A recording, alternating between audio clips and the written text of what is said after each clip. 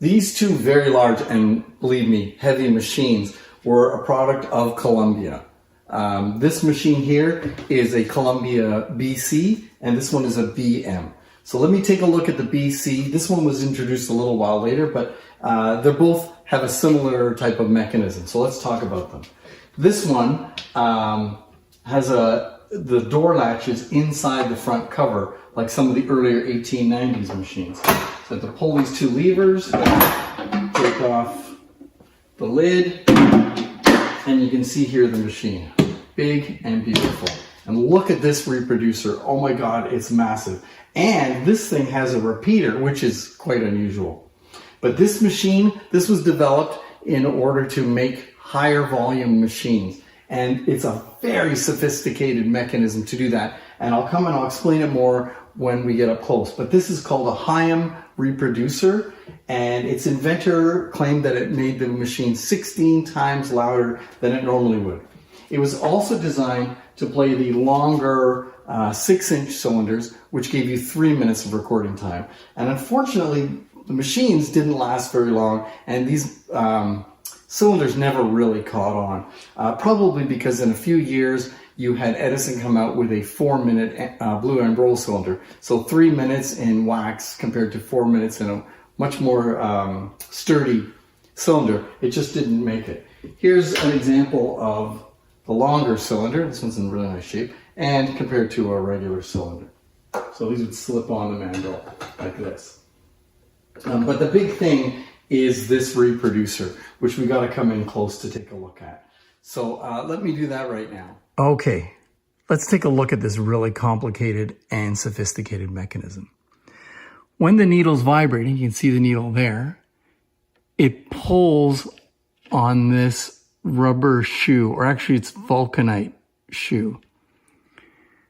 And that black shoe wraps almost all the way around the wheel underneath. The wheel underneath is amber. And so the two stick together a little bit. There's a lot of friction. So when the needle vibrates, it pulls on that black shoe, and that black shoe gets stuck against the amber wheel, the friction wheel, and the friction wheel gives it a little tug. So every time there's a vibration, the shoe pulls extra hard on the diaphragm, increasing the volume tremendously. So by moving tighter and looser against that friction wheel, it pulls much bigger, much more on the diaphragm than a normal reproducer would. That amplifies it, they say 16 times. We don't know how many, but it really increases the volume. To get that amber wheel to spin, let me turn it on here. See if I can get it to go there. To get that amber wheel to spin under that friction shoe, the pulley system over here rotates that shaft. And that shaft is telescoping, so it can be moved in and out. And you can see the friction wheel is rotating, and this here is sticking against it. But because it hasn't been used for so long, it doesn't stick properly, so it's not working. I can get it to make some volume, but not nearly as loud as it should be. I'm going to try and fix it, and if I do, I'll add that to the video. But you can see, wow, sophisticated, huge diaphragm. This thing is tremendously loud. And then if we take a look at the rest of the mechanism, you can see the repeater there.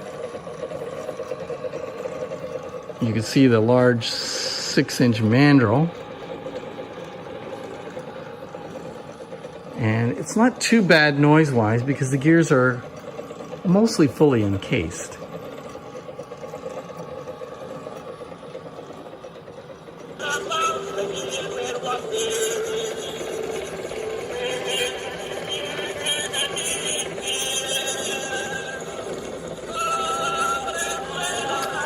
All right, let's take a look at the repeater. The lever is bumping against the stop there. You can see it moving very slowly, and it should engage pretty soon.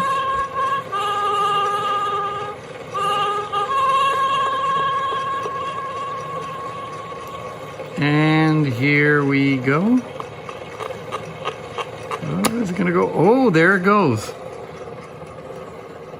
Back to the start, which gets it to repeat the cylinder. This machine here is the BM, and we'll take a good look at that. And it's very similar, but they tried to reduce the cost. I believe it has fewer springs inside it, and the reproducer is a little bit smaller, but it claimed to be just as loud. This one was introduced in 1905 and was later introduced with 110 volt direct current for mains plugging in the wall, and later with 110 volt AC alternating current or DC direct current.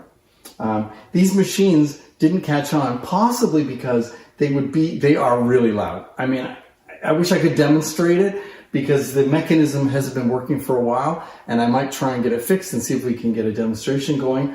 But I've heard them. They are super loud, and it'd be great in a concert hall. But you know what? In your home, I just can't imagine wanting to play a machine that loud in my home, which may have been part of the reason why these machines didn't catch on.